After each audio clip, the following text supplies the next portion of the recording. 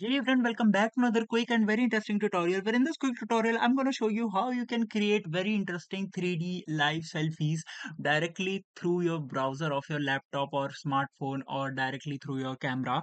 Now, in order to do it, you don't even need any third-party application or to pay anything. Just simply open any of the browser you have, and here you have to search for 3dthis.com. Once you do that, here you need to scroll down until you see this option which says live selfie.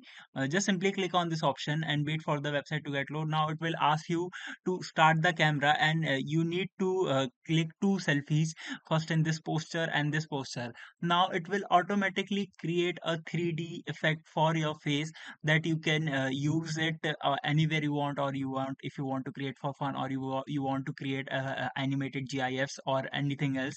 And it's totally free. Just simply hit start camera and start creating live selfies, live 3D selfies.